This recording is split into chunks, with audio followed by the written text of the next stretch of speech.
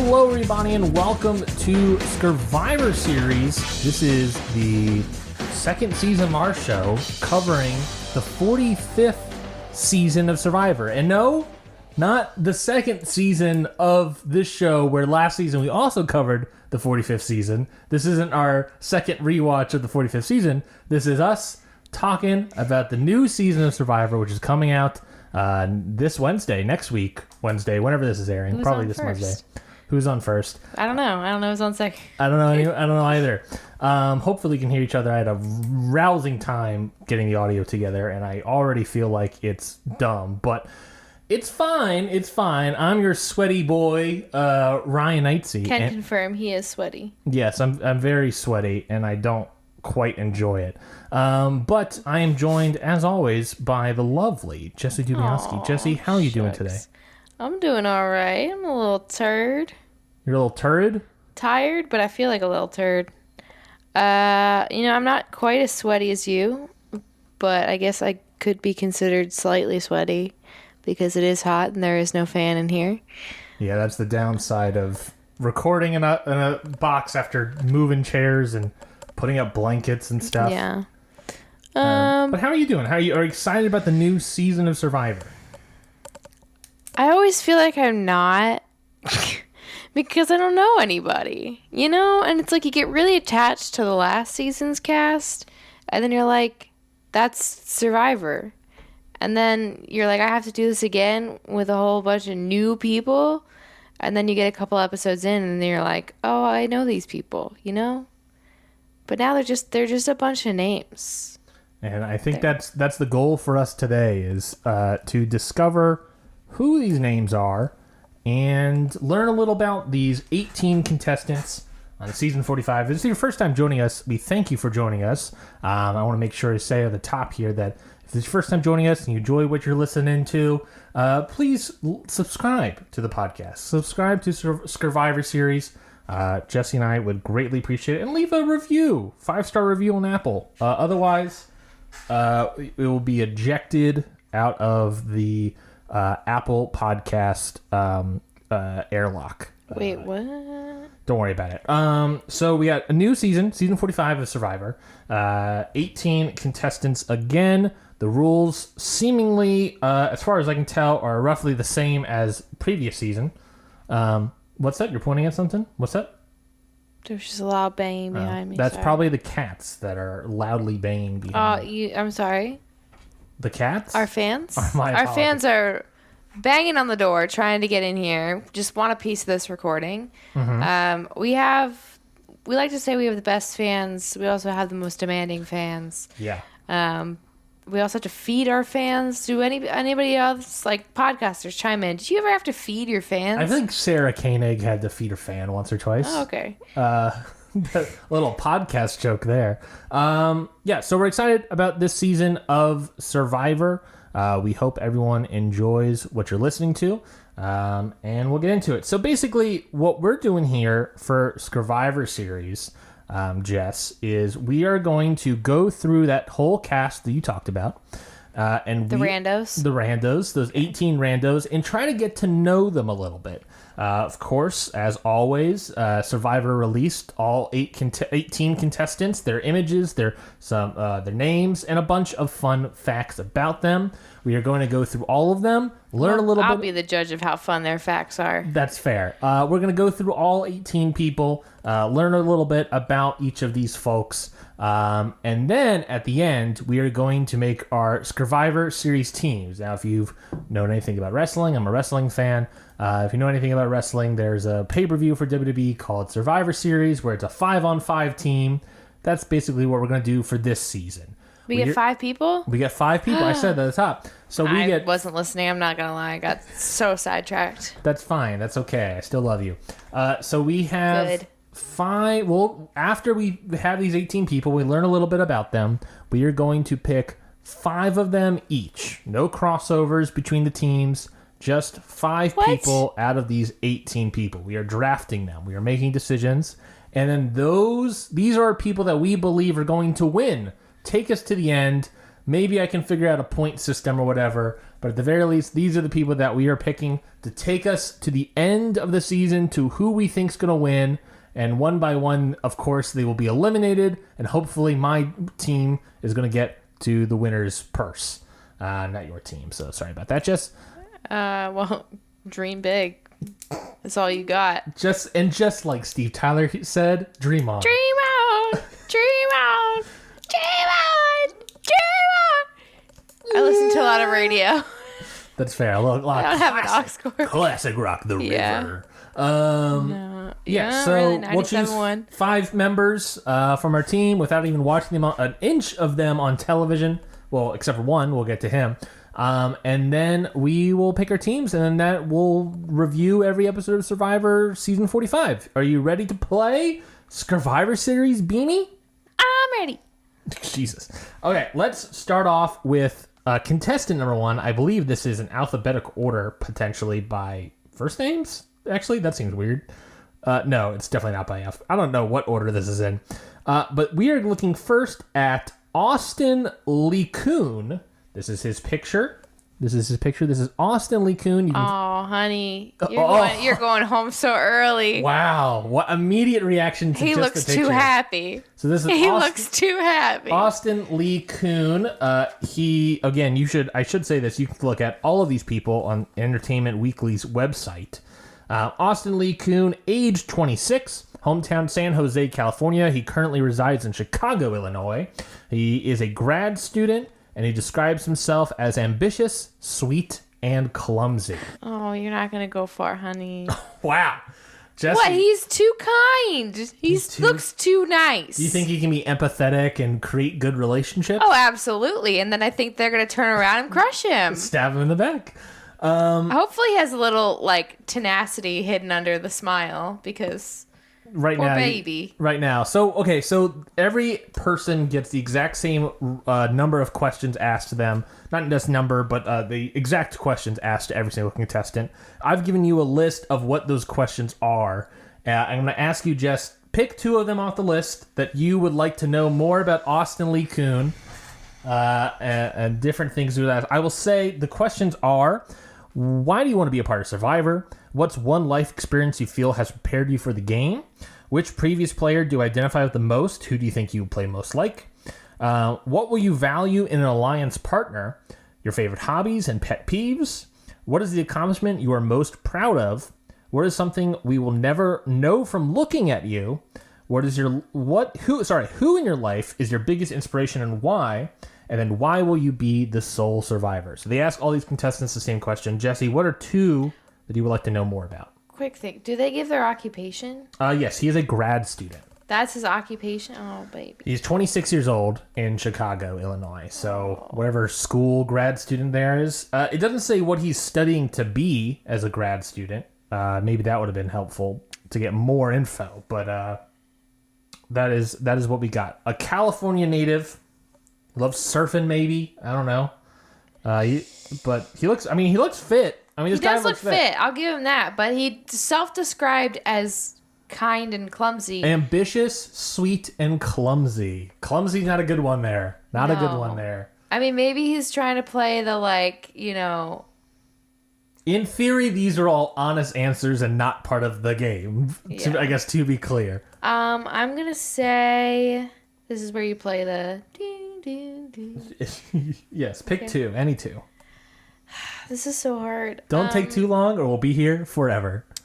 I'm going to say misconceptions, number 7.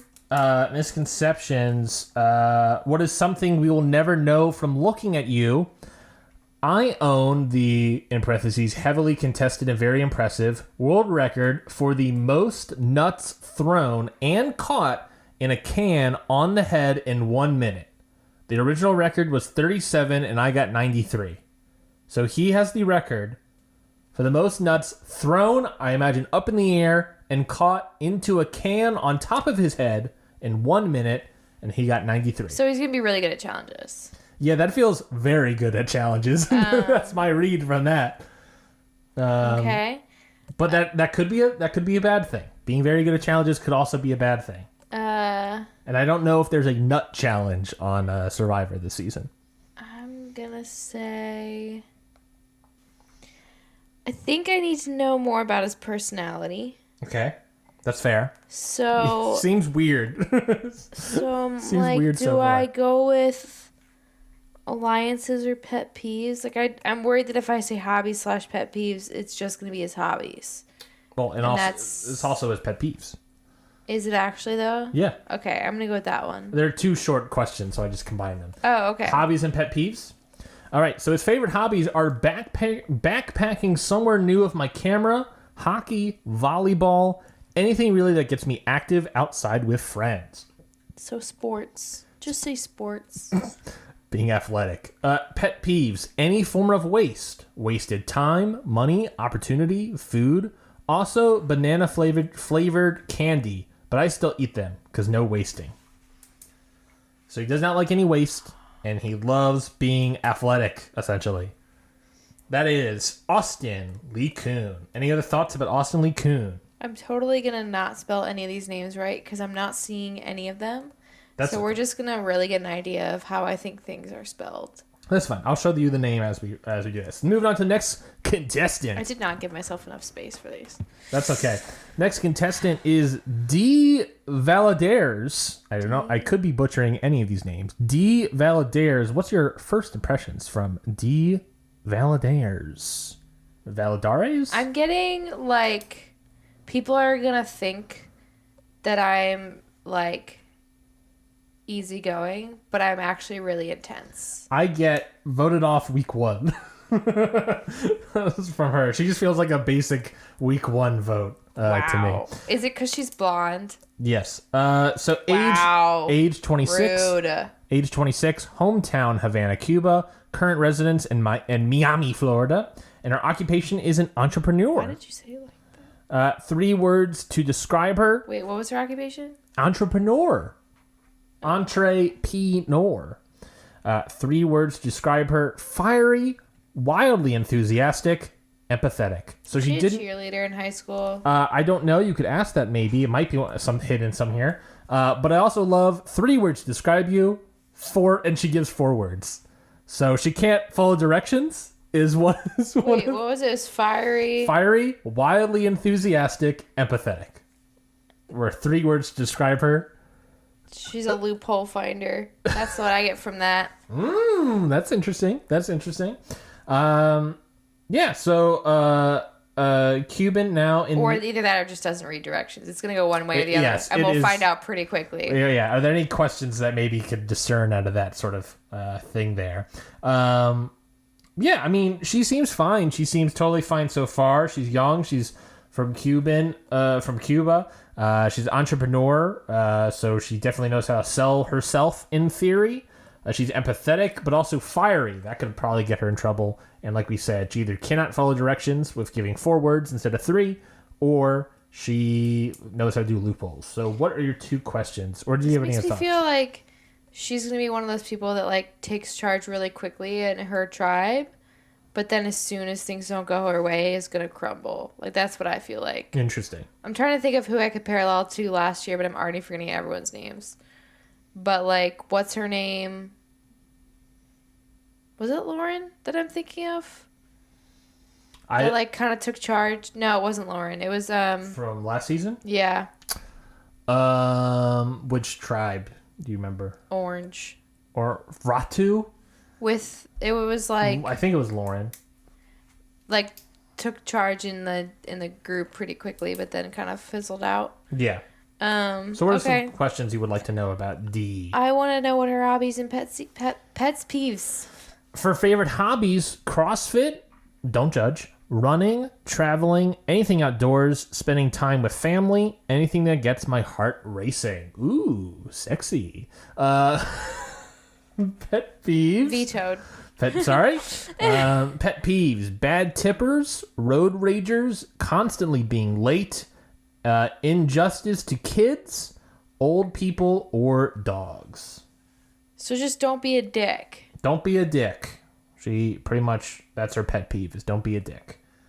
Favorite hobbies, CrossFit, running, traveling, anything outdoors, spending time with her family, anything that gets her heart racing. entrepreneur from Miami, Florida. I need a little bit about her life experience.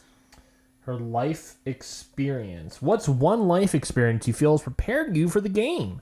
Starting my own business at 23 years old. I was afraid that I was going to get that answer. As an entrepreneur, Damn it. I learned how to turn an idea into reality, how to navigate hardships when finances were uncertain, and how to become a better business partner. This will help me in the strategic/social aspect of the game. So, what we learned about her entrepreneur business, at the very least, is that she started it 3 years ago with somebody.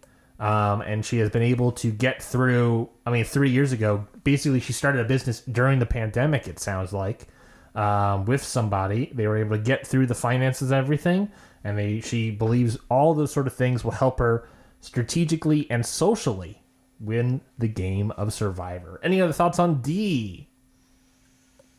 That was entirely unhelpful. She seems fine. She seems capable, for sure, but I'm not totally convinced. She's not high on my list right now of potentials. I think she's high on my list of people who are going to get themselves involved really quickly. Agreed. But not necessarily who's going to make it very far. If she's in a tribe that doesn't mesh well with other people, I fear that she could have and also at least, like, you know, she's not an entrepreneur that's like, I do business, right? Mm-hmm. Like, she actually had an idea and supposedly followed through with it, so like that's a good sign. That's huge. That's huge. Not just like I dabble in business. She's seemingly a good leader, I think, is what I'm taking away from this. Either that or her business partner is a good leader and she's a good follower. You never know. I guess a fair point. You never know. It can go one way or the other. And but based on her other answers, sounds like she might be the leader, the take charge kind of person. Yeah. I didn't ask very good questions. I kind of regret that second question. That's okay. Kind of figured I was getting that answer when she said she was an entrepreneur. Anyway. Next person, Brandon Dolan. Brandon Dolan. Looks like a sweetie. Oh. He looks like a sweetie. He looks like a big old teddy bear you give a hug to. Brandon Dolan. He's gonna... Okay, this sounds... my answers are so harsh. But, like, we are here to judge people. Yeah. Before we even meet them. Yes. He's gonna get forgotten about. Which is good for him. Yeah, maybe. He has background player energy of, like, this is initial. Okay, to preface, all of this is just by judging a book by its cover. We are literally judging people. I could be totally wrong, and I hope that I'm proved wrong. This is just my gut reaction, and I may sound like an asshole. I think that's fair. But I think I'm going to own that I might come off as an asshole in this episode. That's okay. Let's learn more. Because I'm asked to judge people by how they look.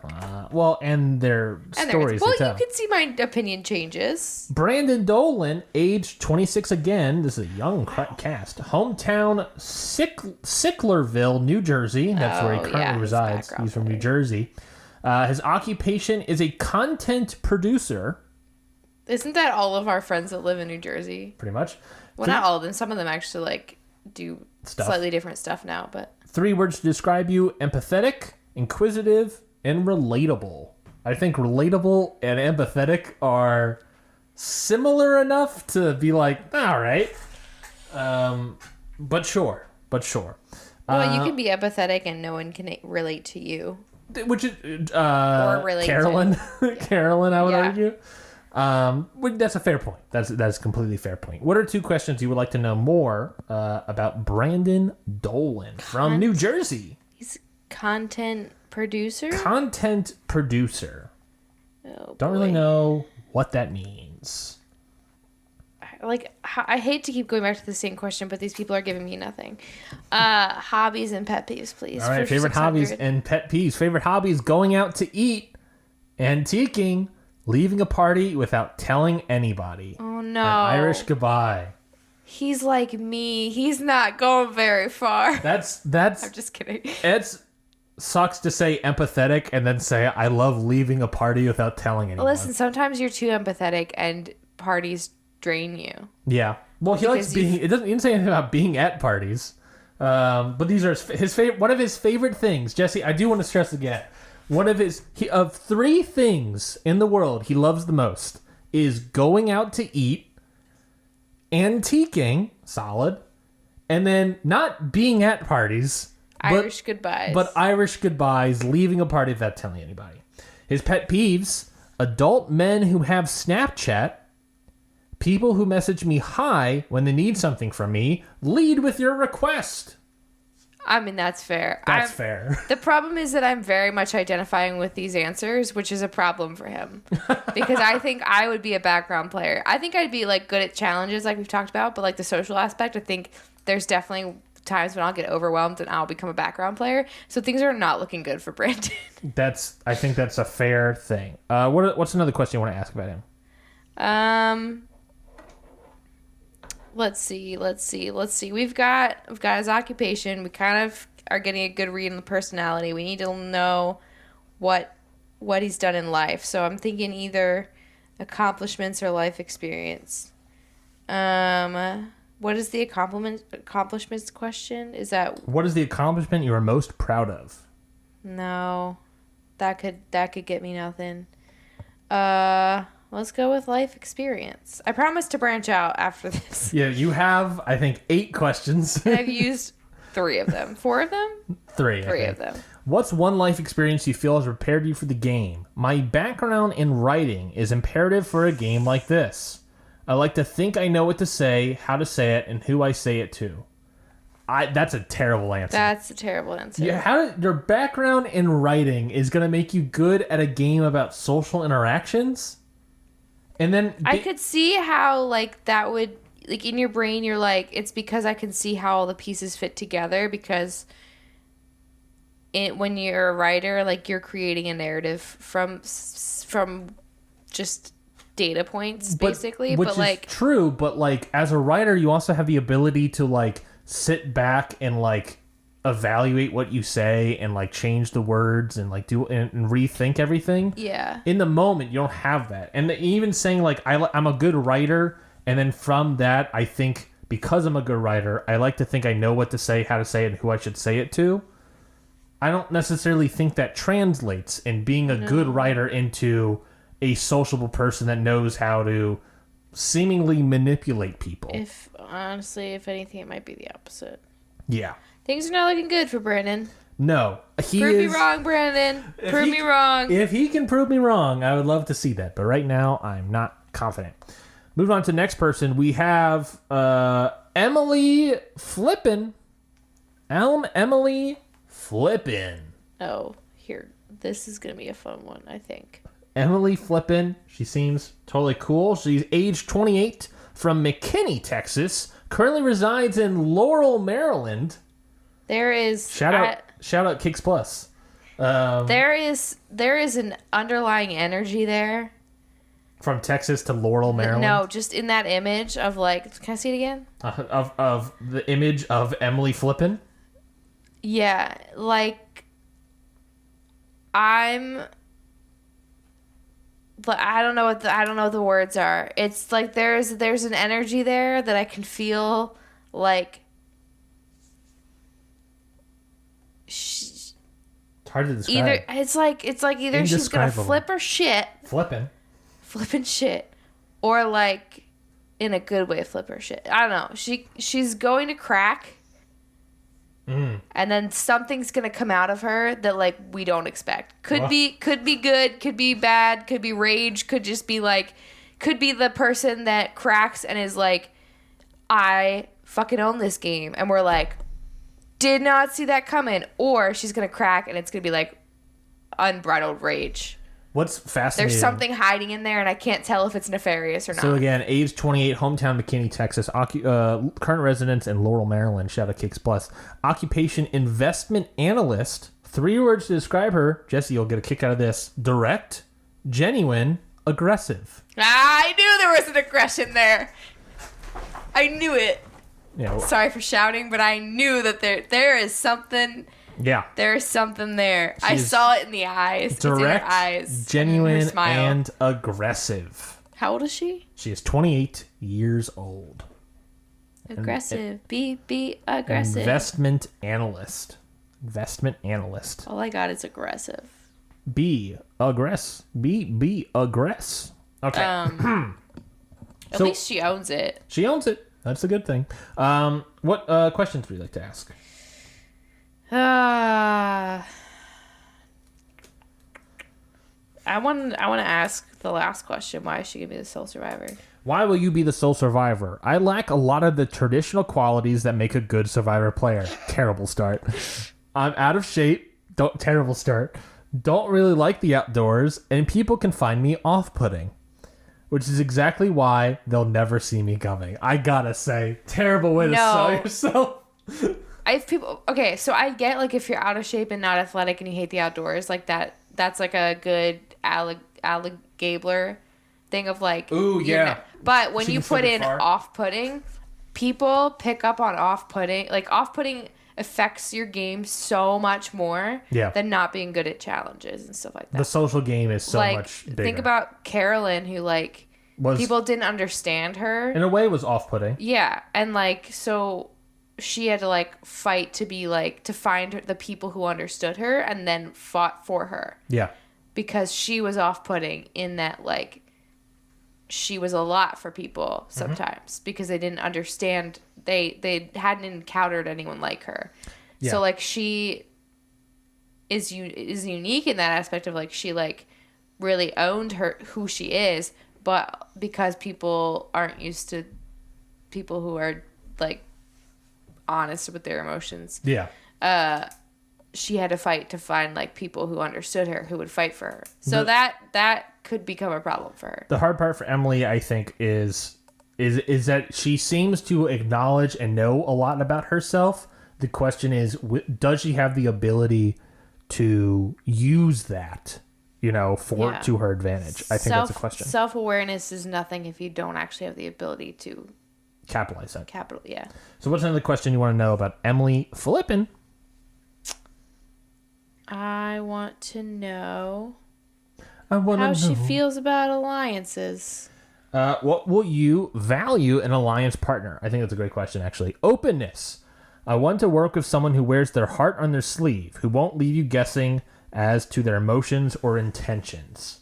She wants a very open player, which to me also screams that she does not really have the social capabilities to pick up on what people feel, but she rather needs to know how everyone feels. Yeah. Or else she can't be able to do well. Like, a lot of self-awareness, but maybe not, like, social awareness. Yeah. I fear that people might see her as useless early on and vote her out, and she's, like, the weak one vote. You know what I mean? Like, I fear that, like, she can get far if people just be like, oh, well, we can always vote her out later. We have a chance to take out this person now. Maybe she can last. But I think that's how, like, that's what's going to happen with Brandon, I feel like. He's going to get far because people are like, we can vote him out later. And then hopefully by then he's developed enough of a social network that he could survive. Yes. This person does not seem like a social butterfly. No. Let's move on to the next person. Brandon Brando Meyer. This is Brandon Brando Meyer. Maybe named after Lando, like Lando Calrissian. I don't know. Little babe. A little sweet babe over here. He is 23 years old, a little youngin, from Oak Park, California. His current residence is in Seattle, Washington. Now, why is he born in California, moved to Seattle? Well, because his occupation is as a software developer. His 3 words to describe him: curious, clever, and motivated. Okay, so maybe like a what's his face situation. You're right. A what's your face situation. You know what I'm talking about? Yes, a Carson. The idea, the classic Survivor trope of a young, nerdy kid that can get far because they're smart and they know how to manipulate and work around people. Or also have social skills. Correct. A lot of people underestimate the nerdy types because they're like, they won't have the social skills. Especially a 23-year-old software developer in Seattle. I feel like people are going to underestimate if he does actually, like, have a good social game. I feel like people are really going to underestimate the social game because they're going to be like, but he's just a little kid. He's just a nerd. Yeah. Because they did that with Carson, too. Yeah. Now, keep in mind, this season has also seen season 43, which was the Gabler season. Okay. So, no, yes. No? Yeah, because that was after the Marianne season. Yes. So they've obviously seen Marianne, presumably. And they've last also season seen was Jam Jam. Jam Jam. So these people have seen the Gabler season, which I think is an interesting season to watch, especially to be like under the radar people. So what are two questions you want to ask Brando Meyer? Life experience. Give me life experience. What's one life experience you feel has prepared you for the game? When I was 16, I weighed almost 200 pounds and struggled with self-confidence issues. I realized that my situation wouldn't get any better if I didn't do anything about it, so I started running 3 miles every night. Within a year, I became much more confident and 50 pounds lighter. Wow, what a story. Honestly, that is... He's got commitment, that's for sure. 200 pounds, and then presumably a year later... Well, I mean, he's been seemingly running every night then and is weighing, I don't know, 100 pounds or something, but seemingly can run. I think that's very interesting. Yeah, but there's also a lot of, like, self-motivation there. Yeah. Oh, 100%. Self-motivated. To be able to run 3 miles every night, just be like, all right, let's do it at 16 years old. That's self-motivation. That's a huge pivotal point to describe one of his words. What's another question you want to ask Brando? I feel like I know the answer to misconceptions. I feel like we kind of know the answer to that. Give me accomplishments for 100, please. What is the accomplishment you are most proud of? In 2021, I wrote, illustrated, and published my own children's book. I've always had a passion for writing, and this helped me put this passion to the test. Another, I think, example of self-motivated person. He is 23 years old. He used to weigh 200 pounds and just decided one day I'm going to run 3 miles every night and just did it and lost weight over the course of the year. He 2 years ago self-published his own children's book. And now he seemingly graduated college and moved to Seattle, up the West Coast to become a software developer. I think this kid's going places. But that's Brando. I think he's great. I think he's solid. I think people will underestimate him immediately. But he is extremely motivated. I think if anyone had Carson vibes so far, this guy has Carson vibes for sure. Any other thoughts about Brando, Beanie? No. All right, moving right along to Hannah Rose. Hannah Rose, who has, I believe, a tattoo of a rose on her shoulder. Or bicep, I guess you could say. She's really into flowers. Hannah Rose. She's 33 years old, the oldest contestant we've seen so far. From Woodbridge, Connecticut, currently residing in Baltimore City, Maryland. Bomber. She's from Bomber, huh? She go down the ocean and wash herself in the water. Well, she resides in Tuesday. Baltimore. She's from Connecticut. Ask her if she goes down the ocean. She has a Connecticut accent. So she's Polish. Well, she's either Polish or Puerto Rican is really the Connecticut demographics nowadays. The Connecticut moving to Baltimore, that's probably Polish It's probably Polish. Our occupation is a therapist. 3 words to describe herself: enthusiastic, passionate, and authentic. I should probably not use pronouns because I don't know what the people's pronouns are. That's true. We don't. Let's preface with, we have no idea. We are making assumptions, and we probably shouldn't be. 3 words to describe them: enthusiastic, passionate, and authentic. So what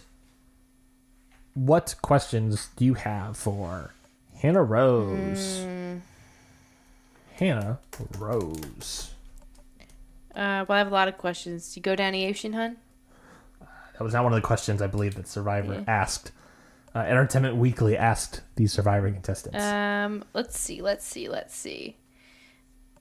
just go straight for the big dog, number 9, Sole Survivor, for 800. Why will you be the sole survivor? I will be the sole survivor because my combination of quick thinking and acute attention to detail will make sure nothing gets by me. Oh, sorry, I read the wrong one. My apologies. That was for Brando. That was a little That was a little Brando action there. Okay, I'm running out of do you need to My apologies. you owe me My white apologies. out. Hannah Rose, why will you be the sole survivor? I can read the room or the island, pick up cues, lay low when I need to, but be cutthroat when the time comes. And I can do it while being as real as possible and bring comedic relief. Jam Jam vibes. I'm thinking Jam Jam vibes right there. Comedic relief and read the room, pick up cues, and lay low. Also thinking high self expectations. Like, let's see how this really plays out. So I'm saying. That's fair. I think that's fair. What question would you like to ask Hannah Rose, therapist in Baltimore City, Maryland? Let's go with. I'm just curious. Okay. Bonus question later. Actually, no. Because are you reading all these? You get to read all the questions, or are you only reading the ones that I'm asking? I'm only reading the ones. I've never read this before. So I don't know any of these get people. any additional. I mean, I can look at it and read it if I want, but I'm trying not to. Well, because then you'd have more information than me. And like I said, I'm trying not to. Okay. I need to okay. I think I need to know something practical. Let's go with hobbies and pet peeves. Favorite hobbies and pet peeves. Or favorite hobbies: musical theater, Peloton, anything to do with my dog Ralph. Oh. Pet peeves: loud chewing, narcissistic types. Okay, so this is where we're gonna get into some potential clashing. A musical theater kid. Narcissistic types. Mm-hmm. Her and D. What was it? D or who was it? Her and Emily Flippin in the same tribe. I feel like that's not gonna work. That's not. Yeah, I feel like work. that's like we might get into some issues there. Mm-hmm. Mm-hmm. Yeah. Okay. She's a music theater kid, which can be annoying to people. It has a tendency to be annoying to people, but it could be nothing. Well, it's really not a matter of musical theater. It's, are you a well-adjusted musical theater kid? She is 33, so she's presumably as... well, actually, I guess we don't know if she's a music theater kid. I was a musical theater kid in that I did musical theater in high school, but only for a couple shows. And you also did way more sports than you did music theater. That's true. So maybe I wasn't a musical theater kid. I was a kid who did musical theater and had friends in theater. And even... Yeah. So, I don't know that I'm well-adjusted. But that's my point. That's where I'm going with this. I think Hannah Rose, to me, is a contender. A potential contender. I'm going to write down her name on my sheet. You don't get to pick right now. I know. I'm just writing it down on my sheet. Okay. So when we draft it, I have some picks. Yeah.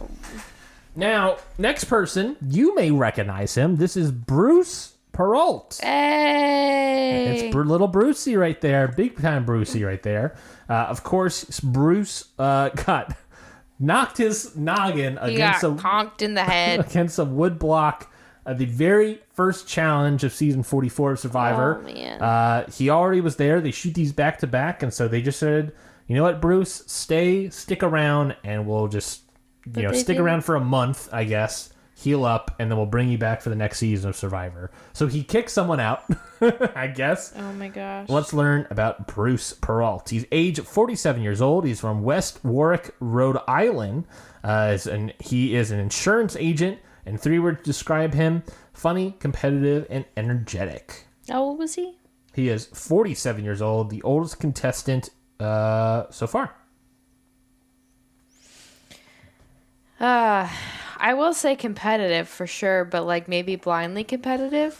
Dives in head first. Into a wood block? Yeah. Sorry, Bruce. Sorry, Bruce. It's a fact. Dives in head first without looking. Fact. Yeah. For sure. What do you want to know about Bruce? We didn't learn anything about Bruce. We didn't really learn a lot about Bruce. I want to know what love is. I want to know what love is. I want to know who Bruce is. Inspirations. Let's go with inspirations.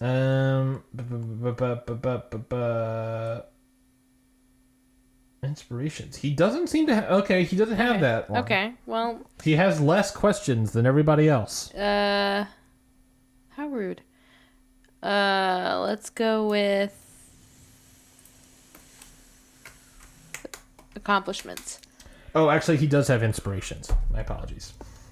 And he does Kill have me, accomplishments. Smalls. Do you want both? I can give you inspirations and accomplishments. Let's start with one. Let's go with inspirations first. Which previous player do you identify with the most? Who do you think you play most like?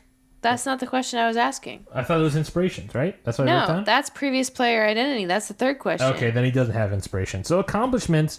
What is the accomplishment you're most proud of raising two awesome kids with my amazing wife? I mean, that's cute, but that's not helpful, man. And I don't know what your kids are like. They could be monsters. They could be little sweetums. I don't know. Yeah. I got nothing from that, Bruce. I got nothing. Except that he's a dad. But Except that he's a dad. That could just mean bad jokes and fanny packs. And by bad jokes, I mean I thoroughly enjoy dad jokes. Of course. We all know this. So what's another question you want to ask Bruce? Little Brucey. Something a little more telling. Yeah. He did say 3 words to describe himself. He did say funny. Yeah. So maybe he is a straight up dad humorist. Let's go with hobbies and pet peeves. All right. So he doesn't have his pet peeves. He only has hobbies. Okay, then I don't want it. Okay. All right. My apologies. Yeah, I guess they ask him different questions from season to season, and maybe they just reuse something. I don't know. What about why Survivor? Why do you want to be a part of Survivor? I love this game. This is something that I need a chance to play. I lost the chance and now have it back. The construct of this game is a microcosm of our everyday life. I want to be a part of Survivor because Survivor is my life. All right. Yeah. Okay. Bruce, the biggest what if about season 44 is what if he was on Tika's team for the most part? What would have changed for the Tika tribe if he did not bonk his head? Moving on to the next person. Okay. We have Janani Krishnan Jha, or her stage name, J Maya. Again, I apologize if I'm butchering these names, but did the best I can. So this is J Maya. That's her stage name. Why does she have a stage name? Well, because she's a 24-year-old singer, born in San Francisco, moved to Los Angeles, California. Her 3 words to describe her are ambitious, optimistic, and creative. If you're a singer, you got to be creative. I think that's a fair thing. All right, so what do you want to know about J Maya? Misconceptions. What is something they will never know from looking at you? You probably wouldn't be able to tell them the youngest international pun champion. Hold on. You probably wouldn't be able to tell I'm the youngest international pun championships award winner in history. Pun? Pun. P-U-N? Yes. She makes puns. And she has a championship title to prove it. Didn't know that thing exists? Now I have to go. I have to leave. I have something to do. I have important meetings to attend. What's another question you want to know about J Maya? Why Survivor? Question number 1. Why do you want to be a part of Survivor? Growing up as a kid who always had her head in an adventure novel, I've always dreamed of getting to embark on an epic quest of my own someday. The first time I watched Survivor, I knew that this was the quest I've been waiting for. I've always looked up to the people who played this game. They're risk takers, strong leaders who think on their feet and adapt quickly to obstacles. They embody the qualities I strive to have in my life. Having an opportunity to play this game is not one I take lightly. They say this game changes and challenges you, and I'm ready to be challenged. What is your name? What is your quest? What is your favorite color? They did not ask what her favorite color is, so I apologize. But yeah, so that is J Maya. Thoughts on J Maya? And I didn't really get a lot. Can I see the picture again? Mm-hmm. This is J Maya. Fine. Yeah. I think fine. I don't get any other reads like you said. I don't really get any reads from her. No secretly tenacious eyes. No secretly, like the last girl. She's taking this seriously is what I get from that. And, and this could go 2 ways. Could it be that she overthinks her game because she's taking it seriously, or is she just like I'm going to go for it. If she's on the same tribe as Bruce, those puns flying off the shelf. Oh my gosh, I hope so. I hope, for the love of all that is punny, I hope so. I hope in the first challenge, they give Bruce a helmet. Moving on to the next person. This is Drew Basile. Nobody will know. Drew Basile. Nobody will know why he has a helmet because they haven't watched it yet. They just signal him out. So this is Drew Basile, age 23, originally from Birmingham, Mississippi. Birmingham, Mississippi, not Birmingham, Alabama? No, MI is what it says. Oh. Current residence, Philadelphia, Pennsylvania. He's a grad student. 3 words to describe himself: smart, witty, and dynamic. Smart, witty, and dynamic. What questions do you want to know about Drew? Hobbies and pet peeves. Favorite hobbies: playing Scrabble, writing, and trivia. Oh, boy. He loves doing trivia because he's smart. Pet peeves: the oh my god autocorrect. Do you know what that autocorrect is? The oh my god autocorrect. No. No idea either. I had no clue what he's talking about. And now I'm going to... Does my phone here? Yeah, my phone's here. Like, you mean if it corrects to, like, all 3 spaces and you can't do it all as one word? Well, he wrote the OH space MY space God. I think probably because when you say, oh my god, it's all as one word. I just wrote, oh my god, and I got no autocorrect. So I don't really know what he's talking about. I don't know what's happening. Did you try to write it all as one word? No, why would I write that all as one word? Because that's how you say it. Okay. Comments on this podcast. When you type out, oh my god, do you type out, because no one says, oh my god anymore. That's so 2003. This is... And you're so 3000 and You're late. so 3000 and late. Now it's, oh my god. Like, oh my gosh, oh my gosh, oh my god. Like, it's one word. I mean, and when you type it, it spaces it out. And you're like, no, that's not what I meant. Well, I just did it both ways, and it didn't space out. It didn't autocorrect anything. So I don't really know what he's really talking about. Fart in your butt and call you a biscuit. What do you want to know? What do you want to know? One more question about Drew. Life experience. Life experience. What's one life experience you feel has prepared you for the game? During the pandemic, I moved to Philadelphia on my own and worked at a call center. This gave me practical sales experience that I think a lot of people my age don't have. You have to make a connection the first 10 seconds or you are out of luck. All right. I think that's valuable, but like he said, first 10 seconds, how are you after that? Yeah. What's the longevity in your game there? Yes. Bruh. He's smart, but I don't necessarily get a sense of what the longevity of his game is going to entail. He can possibly make a good connection up front, but long-term plan I'm unsure about. Moving right along to the next person, we have Julie Alley. You can walk down these back streets and you'll come across Julie Alley. Who does she look like? She looks like, what's her face? Shit. Zoom in on her face. Shit, what's her name? I'll come up with it. In one of these episodes, I will... first... You know the energy vampire from What We Do in the Shadows? Colin Robinson? Yeah. Oh. She kind of looks like Colin Robinson. But like with a prettier smile. Prettier smile for sure. Beautiful hair, unlike Colin Robinson. Oh no. Now I have to, because I've been writing some notes of like, so I can remember who people are. Yeah. Colin Robinson. Julie's getting a Colin Robinson. Hopefully she doesn't act like Colin Robinson. She's 49 years old. She's from Brentwood, Tennessee. She's an estate attorney. 3 words to describe herself: hardworking, loyal, and smart. What do you want to know about Julie?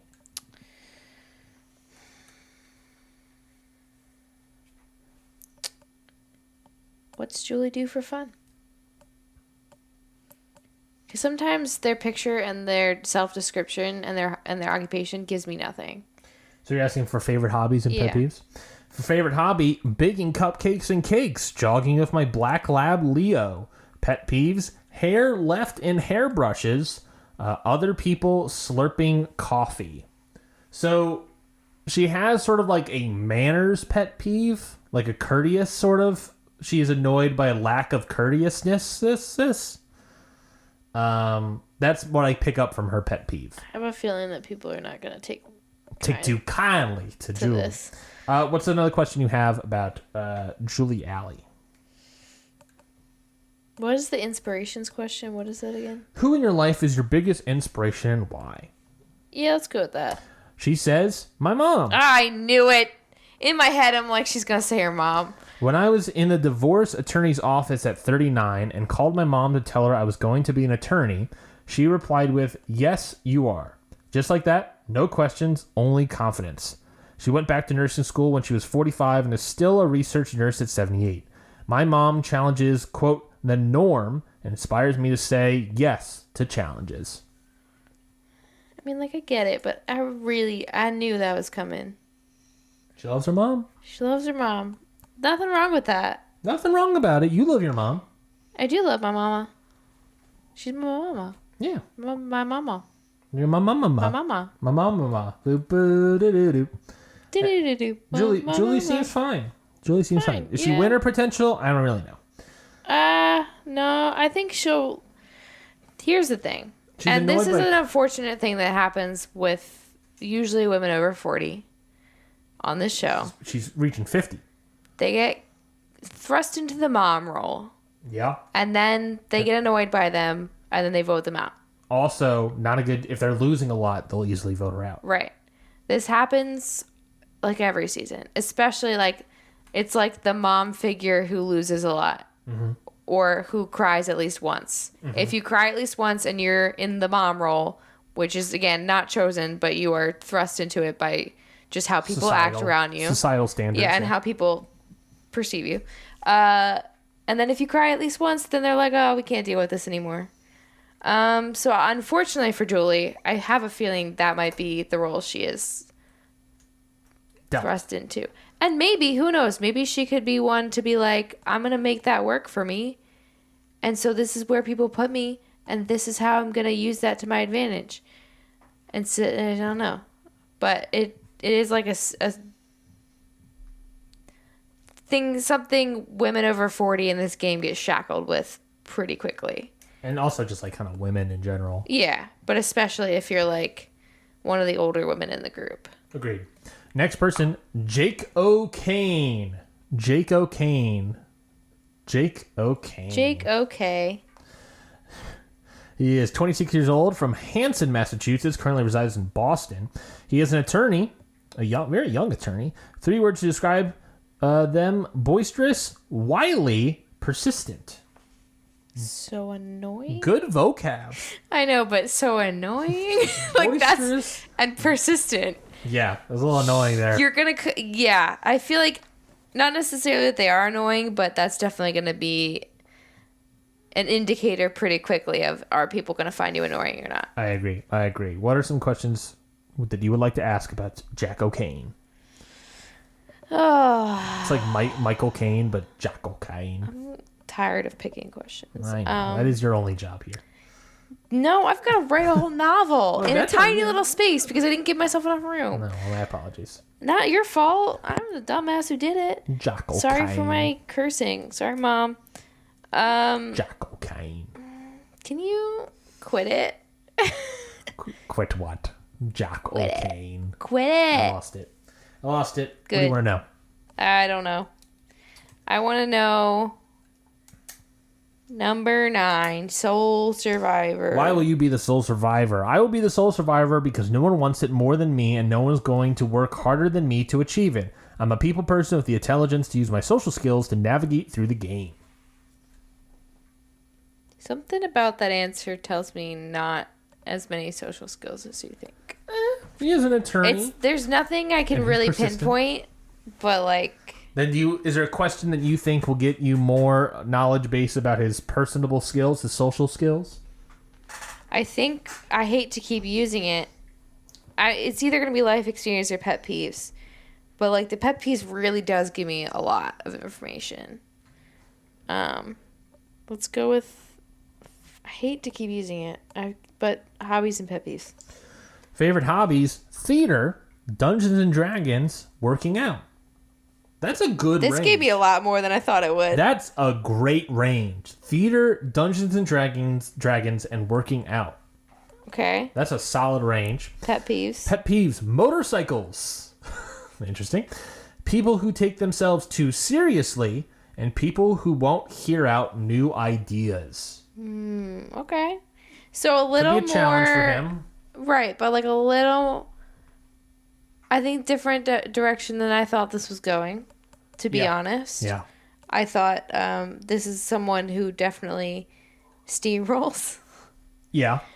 But He doesn't really give off that vibe. It seems like he doesn't necessarily steamroll. It's just he wants to make sure they get to his goal. yeah. But he is willing to collaborate via Dungeons and Dragons, via not liking people who hate new ideas or won't listen to new ideas. The motorcycles is really specific. It's very specific. There was something happened there. Motorcycles killed his parents, a la Batman. You can't joke about that. That might have actually been the reason. Jackal Kane. Okay, no. Moving on to the next Moving person. on. You asked 2 questions there, right? Yes. Yeah. Next person, my apologies again, Katora Tops. Katora Tops. Katora? Okay. Tops. Couture. How do you spell? Katurah. 2 P's in the tops? Yes, double P's in the tops. Okay. Double P's in the top. Can I see one more? Yeah. So this is Katora Tops. She looks good. She has the kind of face that's like, I'm very nice, but also don't mess with me. Yeah. Because I'm not, it's not the like unbridled rage from the other one. This is like you're not persistent, but there's a word for like firm. There's a word. Firm, I think is good. There's a word I'm looking for, but that's what I get from her eyes. I think you'll get it. Age 33 years old. Hometown, St. Louis, Missouri. Okay. Currently resides in Brooklyn, New York. Okay. She is a civil rights attorney. Okay. 3 words to describe herself: calculating, determined, and unexpected. Determined. That's the word I was looking for. She's very determined. Civil rights attorney, you have to be very determined. Especially growing up in St. Louis, Missouri, and then moving to Brooklyn. Okay, give me the adjectives again. Calculating, determined, and unexpected. That's an unexpected's an interesting one. That could go one of 2 ways. Yeah, I agree with that. But yeah, she seems like someone that is very impassioned, probably, I imagine, by what they do, and is very determined to help people. I think that's very commendable. What are 2 questions you like to ask Katora Tops? Why Survivor? Why do you want to be part of Survivor? To remind myself of the power that the brave and multidimensional women inside of me holds. And also because I firmly believe that doing things that scare the crap out of you is truly living. All right. I like that answer. A little self-serious, but I think that's fine. And a little funny, and a little self-serious, but also willing to like sort of be like, yeah, I know I'm going to get scared from doing this, but that's okay. I think that's all part of the process. She's ready for anything. That's my read off of that. What's another question? Alliances. What will you value in your alliance partner? Loyalty. Loyalty so unrelenting that it's illogical. Loyalty so unrelenting that is illogical. So here's my thought on this. Is that I like her determination. I think that though something that we might run into is it short-sighted to expect so much loyalty of your alliances that you are also locked into that same like thing? Like, will she be unwilling to make hard moves? Mm-hmm. Kind of like how, was it Mike? Yeah, Mike had said he was that way, and then near the end of the game he kind of wasn't. But like, is that gonna come back to bite her in the butt? of like, I expect this much loyalty of my alliances, and I'm unwilling to make hard decisions. But I mean, the two don't necessarily have to be I get what you're saying. contradictory, but like there's going to be a gray area, and what will Katsura do in the gray area is the concern of like, how loyal will she be when her alliance member is the one that should be voted out? yeah, or like whenever you get to that gray area of like, yeah, you want to be loyal, but you also got to play your own game. Like, how will she handle that? Is going to be an interesting thing to see. Agreed.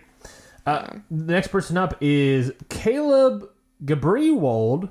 Gabriold. Caleb. Gaberwold? Oh, I love the pants. I love the pants too. Those are some awesome pants. Those are fantastic pants to bring on again? Survivor. This is Caleb Grebwold. Grebold. You're gonna be so enlightened when people actually say their last names out loud. His last name I feels actually like was just looking at the last name. I didn't actually really look at his last name looks like a Star Wars character. Sounds like a Star Wars character. Does sound like a Star Wars character. Caleb Grebold. Okay, I'm getting like a little bit laid back. Maybe too laid back? We'll find out. He is 29 years old from Vancouver, Canada. His occupation is a software salesman. He describes himself as charismatic, opportunistic, golden retriever. Oh, no. It's going to get heartbroken. Yeah. Well, do you know it's funny you say that. Golden retrievers notoriously have heart problems. Yeah, I had a dog that died from cancer in the heart. Anyway, that's sad to bring up. That's fine. We're all good. That was 3 dogs ago. What are some questions you want to ask Caleb? Alliances. What will you value in an alliance partner? Someone who can control their emotions and has relationships and can gather information from other members of the tribe so we can build the most complete picture possible. That's someone who literally the game. Someone can control their emotions and has relationships and can gather information so we can figure things out. He's a helper. He's a helper. He's a, like, put the picture together, but not necessarily gathering all the pieces type person, it seems like. Yes. He works from afar, which could be good, could be bad. If you don't have any relationships, then that's bad. But he's a golden retriever, so he's lovable in theory. I love those pants. That's a good start. What's another question you want to ask Caleb? Caleb with a K. I haven't asked this one yet. Previous player identity. Which previous player do you identify with the most? I can see why you might not ask this because I don't always know who they are. Yeah. So how many? We don't really talk about this. How many seasons of Survivor have you seen? 3. Yes. 4? 3. The Marianne Gabler. This is your 4th season. Yeah. Marianne Gabler, and then. So should I not ask this question? Probably not. Did you already read it though? I'd love to say Tony, but out of respect, I won't. I don't know who Tony is. No idea. So that doesn't help either of us. Can I ask a third question? Yes. Okay. This will be your first questions because you have not asked a question yet. I have, yeah. I asked. But yeah, you're right. We asked about alliances. Let's say.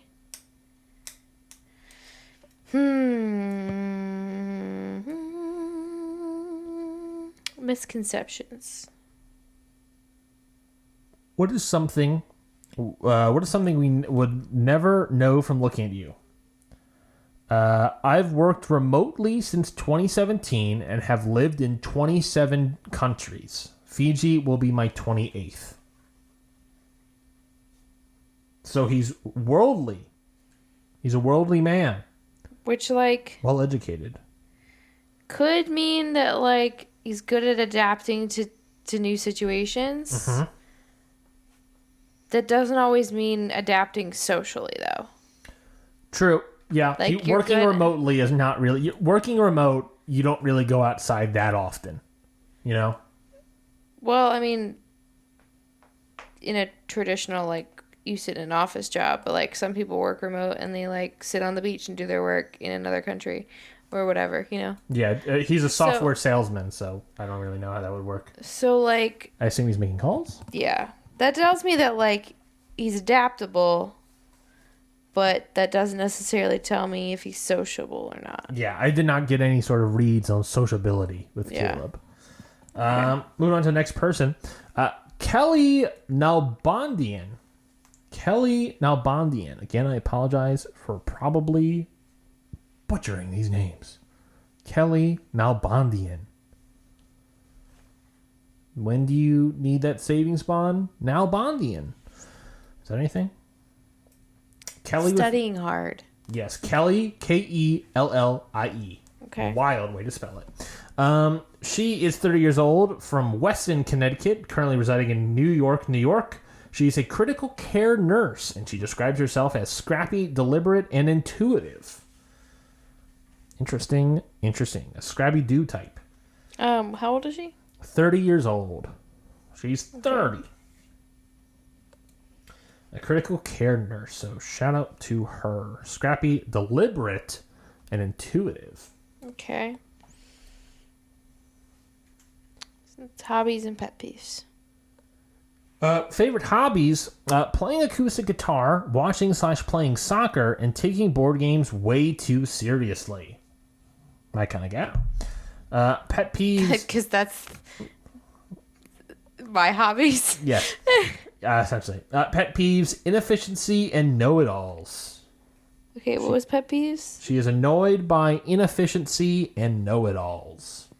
Okay, so what that tells me... Okay, so like that... Okay. I have a lot of thoughts, because a lot of people who like claim to hate inefficiency end up becoming know-it-alls because they're so annoyed with how other people are doing things that they take over.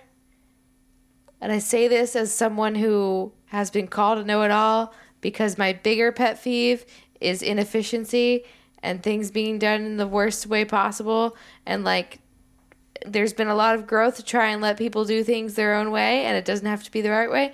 But let me tell you that like the two go hand in hand. Like, are you calling out people for being know-it-alls, but like, are you secretly also a know-it-all? Because inefficiency drives you up a wall, and in following that goal, you end up becoming a know-it-all because you won't let people do things. So like, I can just see this in a group setting of like trying to come up with a plan for like who to vote out, and like it backfiring because Kelly's so annoyed with how the situation is playing out. That really is interesting, knowing that stuff, and also knowing that she's super into board games. And taking board games way too seriously. And taking board games way too seriously. Like, there's a lot of cooperative board games. So this idea of, like, of someone slacking, like, annoying her or something. But, like, in that coupled with the pet peeve of inefficiency is, like, you clearly are a type of person, and again, I feel like I identify with this, and I don't feel like I like that I identify with this, who, like, they, like, identifies a way that things should, quote-unquote, be done, and can't let go if they're not done that way. Yeah. Yeah. And it's in the name of if inefficiency, you're playing by the rules or whatever, but it's like, sometimes things also work out in other ways. I don't know. It's something I've had to grow with a lot. And so like seeing, it's just, I can't get over those two pet peeves back to back because you probably are also a know-it-all if the first one bothers you so much. Anyway. This first one seemed to bother you a lot, Bean. Well, because I'm like, I know that I've been called out for being a know-it-all, and I don't think I'm a know-it-all. I just think that I get really bothered by inefficient things, and then I'm like, oh, but then I take over and I become a know-it-all. It sounds like you know it all about know-it-alls. I know it all about know-it-alls. What's another question you want to ask Kelly? Let's see. I am stalling because I feel like that gave me a lot of information. However, let's go with inspirations. Who in your life is your biggest inspiration and why? My fiance, Gabrielle. She has persevered through difficult times against the odds and became not only successful, but through everything, been the most genuine, generous, empathetic individual who brings everyone together. Okay, so I feel like this question is going to get me nowhere for the most part. Because it's all just like cute and nice. Like, this is the person that inspires me. It's a great question, but it doesn't give me a lot of insight other than like I can identify a person that I think is a good person. Well, what we learned from this question is that she is someone from the LGBTQ community, which is someone that has to go through their own challenges and own hardships just being a part of that community, especially nowadays. So, if anything, I think we learned, like, there's some resilience there. Yeah, she has a little bit of that, a weirdly sort of natural resilience, I guess you could say, to, I don't know, bigotry, I guess would be the biggest thing. People that don't like her. She probably has a way to figure out how to work around people that don't necessarily like her. She also said she's a critical carer, so there's probably a lot of people that scream at her and yell at her to F off and stuff while they have like a piece of glass in their tummy or something. I don't know. So she certainly is like resilient, or she's certainly able to... Thick-skinned, probably. Thick-skinned, I think, is a good word as well. Not to necessarily label that as her. I don't necessarily know if that's the case. I mean, with none of this, we know for sure. We're making, again... Broad assumptions. Broad assumptions based on a picture and some answers to questions. So we could be wrong on all this. Yes. And we are not claiming that these are people's actual personality types or how they will actually act. And we're making assumptions. Making assumptions based off of traditional, sort of things. For the goal of building our team. So not necessarily to make a judgment. We are judging, but for the goal of making our team. Move on. Anyway, how many more people do we have? We're almost done. We have Nicholas Sifu Alsup. Nicholas, his nickname is Sifu Alsup. Does he like seafood? Sifu? Maybe. I don't know. We'll have to find out. Nicholas Sifu Alsup. Looks like a big dude. Nice little, like, sort of like a mohawk kind of thing happening. Or like a fro hawk kind of thing. He has like... Okay, I'm looking at everyone's face and then also how they're standing. Like, there's definitely like... The stance is like... It's a power stance. A power stance, but his face says, like, I might be an introvert. Just the way that, like... It's the soft eyes. It's the soft eyes. So he is 30 years old from O'Fallon, Illinois. He is a gym owner, and he describes himself as outgoing, loving, and empowering. So I'm not an introvert. Okay. Well, not necessarily. You can have outgoing introverts. True. That's fair. But that's what we got from him so far. So what more do you want to know about Sifu? Misconceptions. Are you going to do that every time? Have I done it every time? What is something we would never know from looking at you? I love Dragon Ball Z. I knew that from looking at you. I could have guessed you were an anime Sifu. I was definitely going to say.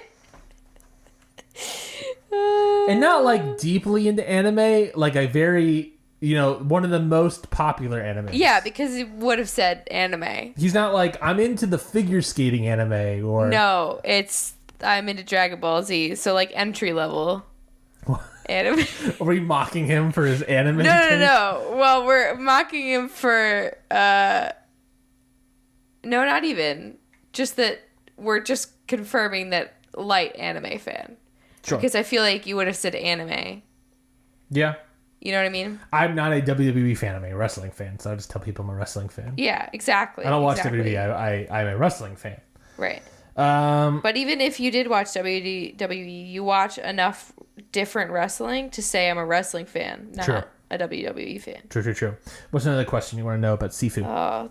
Tell me, number 9, why would you be the sole survivor? Because I got nothing right now. Because I will be undeniably myself. I will be unwavering in my pursuit. I am willing to suffer. I am willing to do whatever it takes. I am the sole survivor. Okay, so like that to me is like, yeah, that's a good argument for when you get to the final 3. Like that would help, I think, because a lot of times like being yourself and unwavering in that and like still making it that far has like been a good like argument. Yeah. But like, is that enough to get you to the final three? Not necessarily. You got to have a couple other things going for you. Well, he is a gym owner, so this idea of someone that is... He could be a challenge beast, for all we know. Could be. He is athletic and strong. There's something going for the fact that I think that there's probably a couple other Dragon Ball Z fans in this cast so far. There's the board game girl, the last girl, Kelly. Yeah. She seems nerdy. There's the D&D guy. There's a D&D Not to guy. like group nerds together. But like there's we're all those nerds. other people We have friends who are nerds. There's a lot of overlap. There's also the people that straight up look like nerds from Revenge of the Nerds. Yeah. There's a lot of overlap in interest there. Mm-hmm. Nerd culture, especially Dragon Ball Z, has sort of become pop culture to some extent. So is like a poser? He's a poser. He's a poser nerd. All right, moving on to the next question. Next person, Kendra McQuarrie. Kendra McQuarrie. That is Kendra McQuarrie. Girl, you're getting voted out pretty quickly. Well, I don't think so. She looks fit. No, she looks fit, but I don't know. I think it's just because she reminds me of some character in a movie that I'm thinking of, and I can't put my finger on it. Mickey Mouse? No. Donald But they Duck. just... Goofy. Okay. I'm not going to pass my judgment until I hear more. Gorsh. Age 31. She's from Haverhill, Massachusetts. Currently resides in Steamboat Springs. Speaking of Mickey Mouse, Steamboat Springs, Colorado. Her occupation, she's a bartender. 3 words to describe themselves: outgoing, determined, and enthusiastic. Okay. Hobbies and pet peeves. She loves hiking, rollerblading, studying astrology. That's a good reader right there. There it is. Reading, camping, cooking for friends, and listening to music. There's a lot you get from someone. You can really figure out the type of person that studies astrology. There's always specific type of people.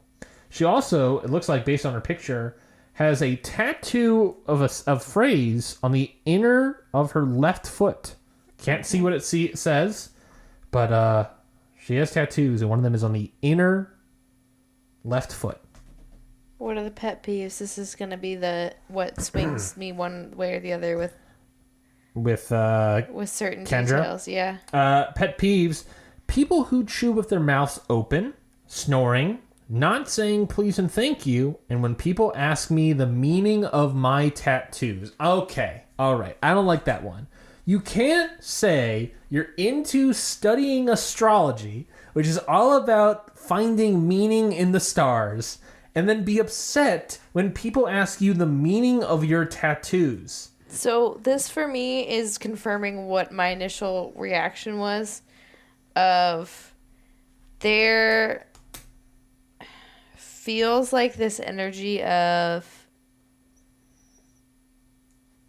I don't know the right words for it, but, and I could be totally wrong. A lack of certain self-awareness. Uh-huh.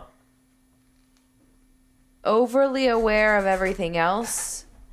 There's like, okay, so all of these things combined. Like oblivious to herself. A little bit. All these things combined remind, and I'm basing this all of like people I know who have similar traits. So like this could all be wrong. Sure. Because the data points are very small. Like there's like, it's the couple people. Yeah. So like the data points there's not enough data to confirm that this is actually what's going to be the case. But in my experience with people that have similar personality traits that I am picking up on, similar occupation, similar hobbies, it's like it goes one of two ways of like a very chatty but laid back person, or someone who's overcompensating for a lot of things, and so they're very hypervigilant about being aware of everyone else, but they're oblivious to themselves. So it could go one of two ways, and I'm leaning toward the second one. Right. There does have to be a level of, if they're a successful bartender, a level of sociability there, because you're basically like... Yeah. That's how you have to make money. That's, yeah. What's another question you want to ask about her? Alliances. What will you value in an alliance partner?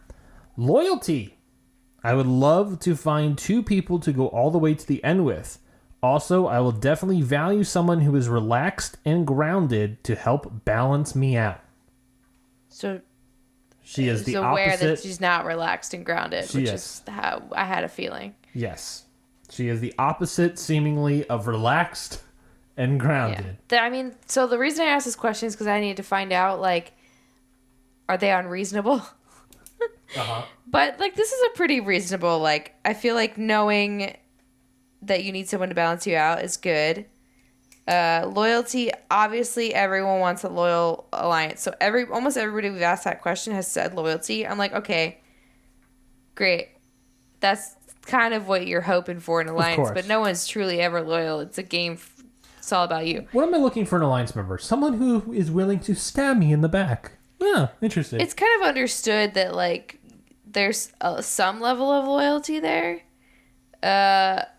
It's just how reasonable are you that people are only loyal to you or, like, whatever. But this person doesn't seem to be harping on the fact that loyalty is the biggest thing, which means, like, you're probably reasonable about how this game actually goes. That's really why I was asking that question. My answer to that question, obliviously loyal.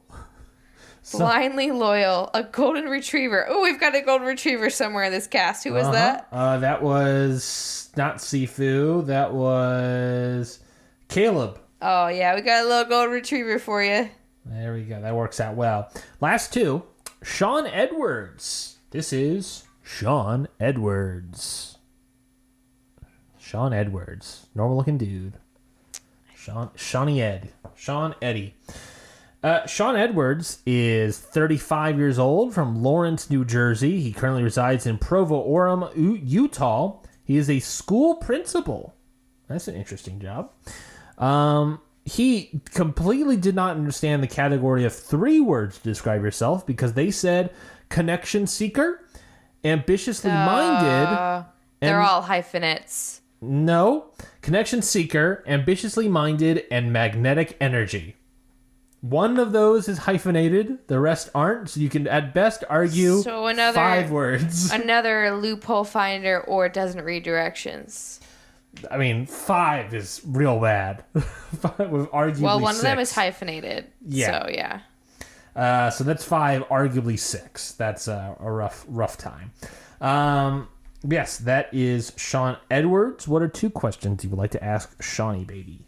I want to know what your pet peeves are, man. This is the greatest question, I think, because it really tells you a lot. Favorite hobbies and pet peeves. Favorite hobbies, my husband, Matt, is a great cook. Your favorite hobby? That's your favorite My favorite thing to do is eat his food. I was going to say, is your favorite hobby eating? Yep. My favorite thing to do is eat my husband, Matt's food while spending quality time with him and watching seasons of Survivor.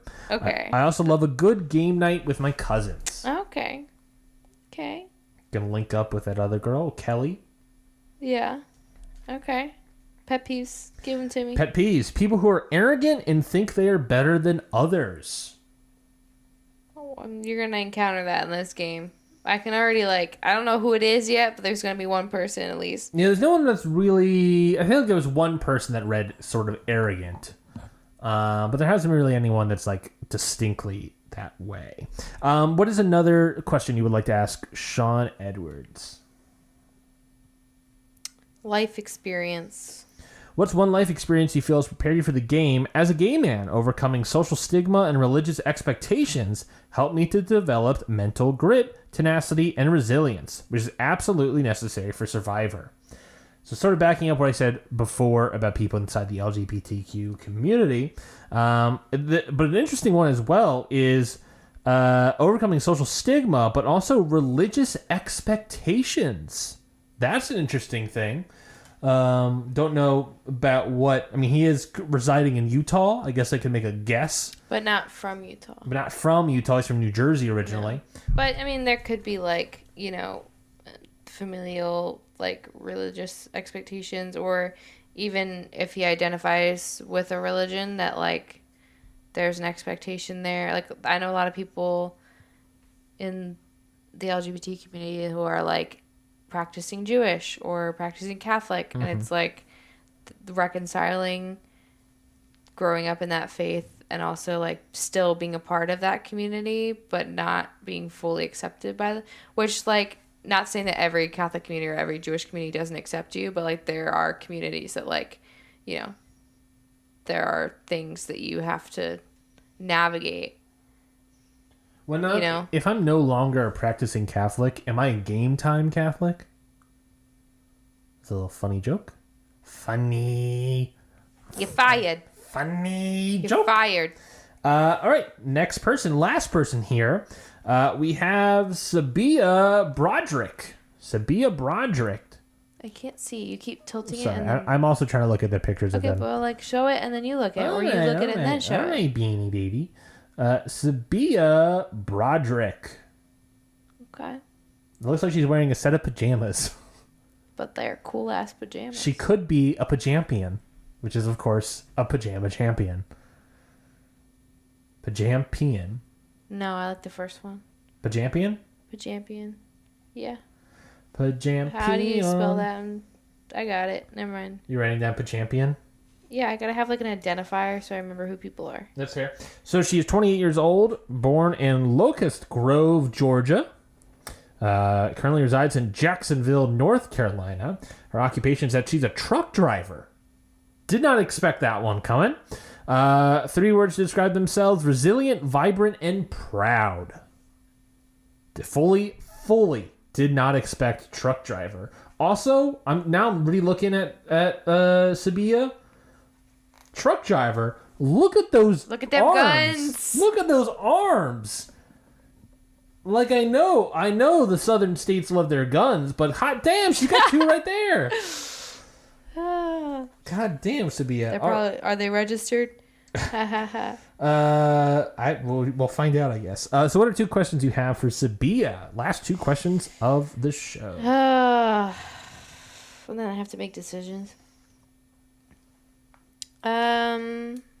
Alliances. What will you value in an alliance partner? A chameleon. I need adaptability and a level of secrecy. Trust is a given, but I like to align with the least suspected but most sensible.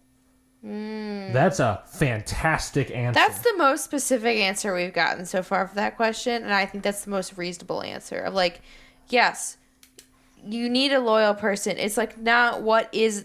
I feel like everybody's been answering what is an alliance to you, but Sabia's like, no, this is the type of person that I'm looking to align myself with. Yeah. There's a specificity there. Yes. That like is very important because I mean you can find anyone to pretend to be loyal, but no, like Sabia's looking for a specific type of person. Now, and I think that is a good answer for that question. That's also an interesting dark side to that, as a chameleon can also be lying to her, obviously the first stage of it is trust, and then a chameleon after that. Right. So that's an interesting. But like one right also there. The fact that she said I'm looking for, what was it, the last part? Trust is a given, but I like to align with the least suspected but most sensible. Least suspected, most sensible. That's an interesting one right there. And that, again, that's going to lead her to find an alliance, I think, more quickly than some other people, or a lasting alliance, because, again, there's a specific goal of, like, what kind of person are you looking for? Yeah. Not, like, someone to be loyal, because anyone will pretend to be loyal to you to make an alliance. Yeah, first day, everyone's like, hey, you need let's a personality work type. together. Yeah. You need to know what kind of person you're looking for. What's another question? Last question for Sabia. Sorry, that's like saying... what are you looking for in a relationship? Someone who will love me. For who I am. But it's like, okay, well, that's a given. What kind of other things are you looking for? That's such a settling answer. Yeah. Well, that's like such a broad net. It's like, okay, well, supposedly the person that you end up with, if you end up with a person, would love you for who you are. Are you looking for someone who's like more outgoing? That'll get you out of your shell a little bit? Are you looking for someone who has similar hobbies as you? Like, that was more specific. I like this answer. You want a real life example between you and I, Bean? Is that what I've said always growing up is that I wanted a funfetti birthday cake for my wedding. And when I was asked, specifically by my mother, why what kind of girl would I need to be able to find? No woman's gonna want that to ruin her wedding cake like that. And my response to always that, to give it level of specificity about my future wife relationship, is I think the person I marry is the same person would also find that fun. And Jessie, you and I are scheduled to be married this November. 52 days. 52 days. What is our wedding cake? Well, I mean, to be fair, we haven't secured it yet. That's fair. But it is a funfetti cake. Yeah. Yeah. Because why not? And when I told that to you, you thought it was fun. I didn't even have to give my reason for it. Because why not? Yeah, I think it's fun. It's funfetti, obviously. We still have one more question, if I'm not mistaken. Yeah, we do. Accomplishments. All right. I'm glad you asked this question because I see words every once in a while skimming. What is the accomplishment you're most proud of? Really, they got two. Serving my country. All right. Layers unfolding. Who is this person? Sabia. And then helping my dad vacation to Africa, which was his dream. So fulfilling a dream that her father had. And also serving her country.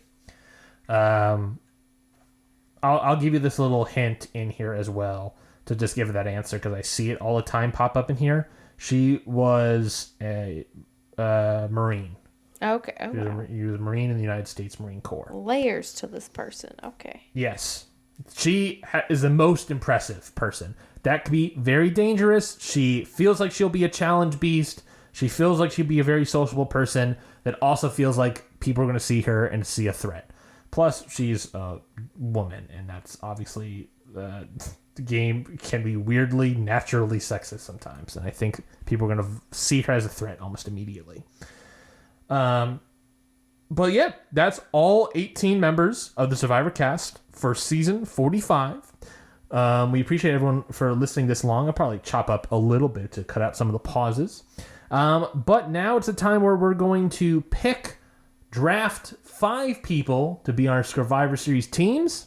Can we take like a few minutes and just cut it out of the podcast? To Sure. Just like go over our list. Sure. And we'll cut it out right now.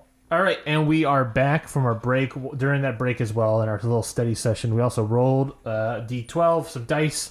Jessie won, basically, the coin flip. She will be drafting first. Again, we are drafting 5 players of this 18-person lineup for each side of our team. Who we think is going to win the overall game. Obviously, we're going to get eliminated as we go on, but obviously the last person standing or ultimate winner will win whatever prize we have awaiting for us at the end. A Kit Kat? Maybe a Kit Kat. Okay. We can decide something later on. But, of course, we're starting with you, Jess. So, who are you picking? And do you have a team name? Not to add more pressure to you, but do you have a team name? Not yet. No. Okay. Well, we can unveil that episode They need 1. to give me it's like why do people name their children right after they're born? Like you need to develop a personality first. Sure. This is like it's hard because like Otto. all these Bryce. narratives that I'm making for people on paper could be wrong. Kayla. I don't get to see them like interact on camera. Tony with an I. Tony. Tone. All right. So who is your first pick for your team?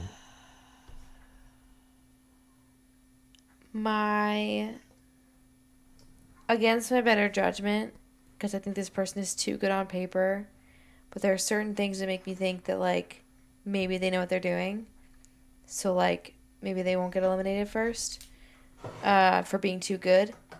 Again, could entirely be wrong. This could be the person. This could be the new Bruce that just dives and gets a concussion on day 1. Yeah, that was Sabia, the truck driver, the last person we heard from, the truck driver. She obviously sounds fantastic on paper. Sabia, I don't remember her last name. Broderick. Yes, Sabia Broderick. All right, my first person is going to be Brado. Damn it. Brado. Brando or Brado? Brado. I'm taking Brado. I wanted him. feels like a solid nerd right there. And I Damn feel it, you good. took my nerd. I had Sabia and Brado highlighted specifically. So if you weren't taking my second pick. Haha, that's the trick here, Beanie. All right, who is your second pick for your team? I mean, you had to think that you weren't going to get your second pick. I thought maybe that you would have put Brado a little bit lower. That screws me. I had it all built around. That was a fool's errand, Bean. Okay. A fool's errand, Beanie. Who is your second pick for your Scurvivor Series team? A clone There of are Sabia. a lot of attorneys and a lot of software people in this. Yeah, that's fair. That is kind of true. A lot of young kids, too. I would have to bet the average age is pretty young. Maybe like low 30s? Upper 20s? I think I am going to go with...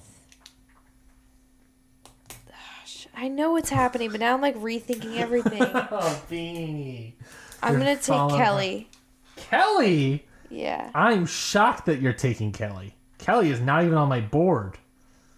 Damn it, really? Yeah. Oh, wait, no, sorry, that's the wrong one. Okay, no, if that was the wrong one, I'll give you a mulligan. I'm looking at K names. I'm sorry. Okay, hold on. I'll give you the mulligan, Beanie. I'm a kind soul. I'm Katura. Katora tops? Yeah. Nice. I was looking at K names and not the descriptions of what I wrote down. And then I read the inefficiency thing, and I was like, that's the wrong person. Yeah. I'm going to pick Hannah Rose. Okay. Hannah Rose. Okay. As my next pick. Who is your pick for number 3? You got Sabia. You got Katora. I don't think anyone else's name ends with an H. I don't think there's a Sarah.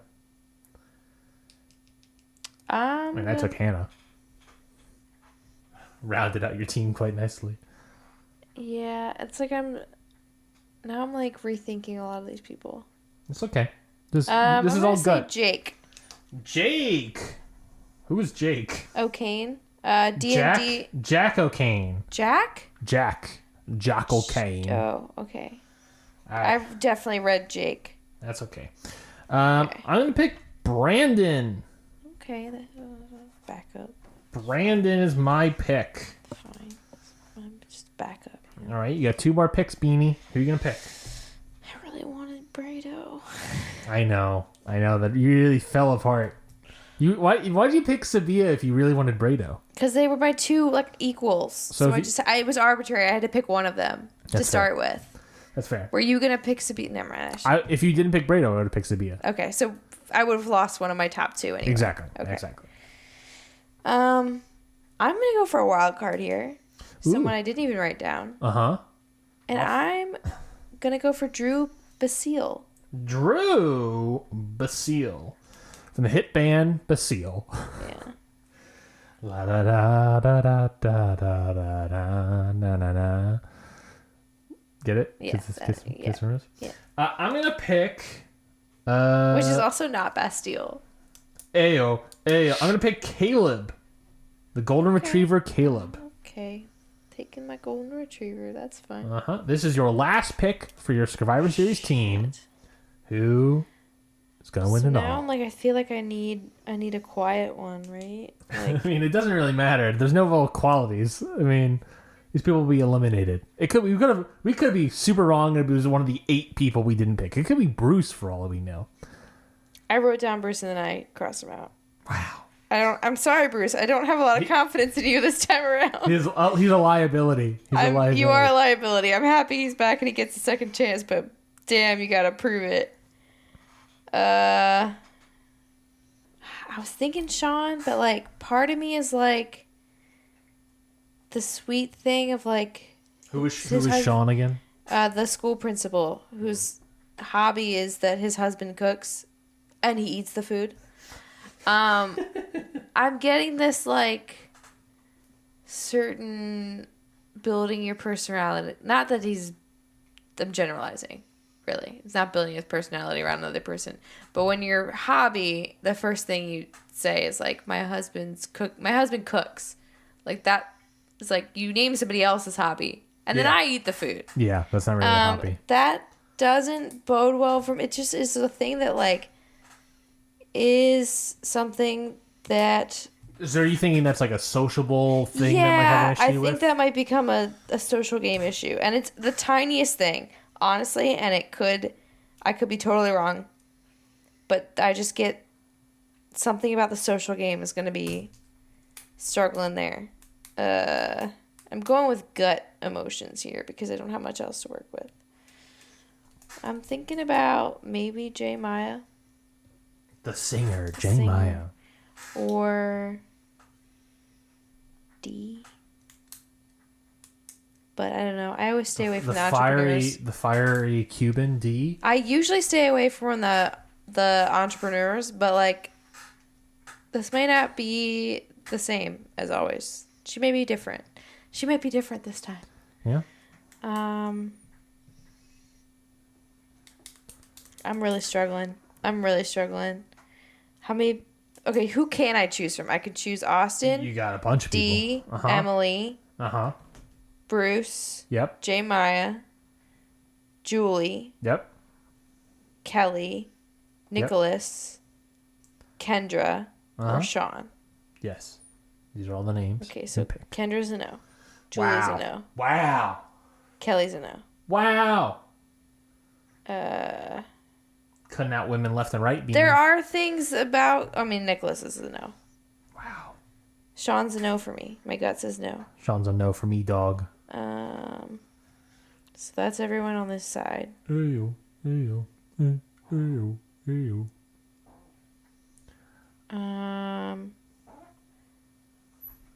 Emily's a no for me.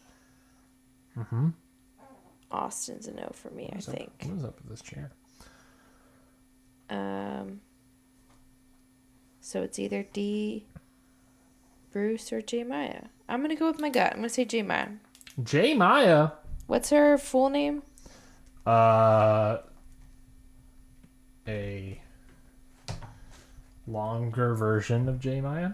Her full name... Because I don't know which one she's going to go by. I believe she's probably going to go by J. Maya. Okay. J. Maya. Her full name is Janani Krishan Jha. Can you show it to me? Janani Krishan Jha. I assume she'll go by J. Maya. Because she made the effort to put that in there. Yes. But also, that is her stage name, so she might have put that in there as, like, here's a recognizable thing that I do. And not, this is what I'm going to go by. Can I go for a long shot pick? Because it's not in quotes, too. Can I go for a long shot pick? Yeah? I'm going to pick Julie. Oh! Okay. I'm going to pick Julie. Long shot pick. I'm picking Julie because, for all we know, she could be a Gabler. Oh, shit, I also didn't pick anyone over 30. Wow, you hate the olds. No. So I picked Gabler. I picked Julie. She could be a Gabler. She's a mom, so she could last long. She could easily be cut. She's like the oldest person on the thing, so she could easily be cut. Is she actually a mom? Yes, she's a divorced mom of 2, I believe. I read. So she is a mom. Like, she could easily be cut, but you never know. Gabler won. Mike got very far, and I think he was the oldest. It doesn't necessarily mean anything, so we'll see. So on our team, so you have Sabia, Katora, Jack, Drew, and J. Maya. Yeah. On your Scurvivor Series team, and I have Brado, Hannah, Brandon, Caleb, and Julie. I could be really wrong about this. And I could be very right about this. I may have regrets. And we'll discover how that plays out throughout the rest of the season. We hope you enjoyed this sort of preview episode of season 45 of us picking our teams. And us sitting here judging people. For like 2 hours. For like 2 hours. We very much appreciate your listenership. If you like what we hear and want to follow along this season of season 45 of Scurvivor series, we would greatly appreciate it. Of course, subscribe to the podcast. Leave a review of how much you appreciated this. And yeah, Bean, do you have any plugs? Is there anything that you're enjoying right now that you want to direct people to? I'm really into like Pinot Noirs. Just try them out. Currently, try them out. Pinot Noirs. That's always a good rec. I always am good. I'm a good red wine kind of guy. Like kombucha. I'm getting into kombucha. You are getting into kombucha a lot recently. Yeah. I'm not fully into it. You had this sort of like fizzy apple juice kombucha sort of thing the other day that actually tasted pretty good. Yeah. That was one of the probably more sugary ones. Which might explain why I liked it. Yeah. I'm on that kick. So go on that journey with me if you want. Mm-hmm. And if not, enjoy having gas. And as someone who lives with you, I'm glad you're drinking kombucha. I'm actually not 100% sure that it doesn't help with gas. So but I'm just going to say it. Sure. Have fun having gas. You just started, so I think we'll see. But again, we appreciate everybody for listening to Scurvivor Series. We'll be back next week with an all-new episode of Scurvivor Series. Yeah. Well, I'm excited. Love you. Bye. Bye. Deuces. Ew.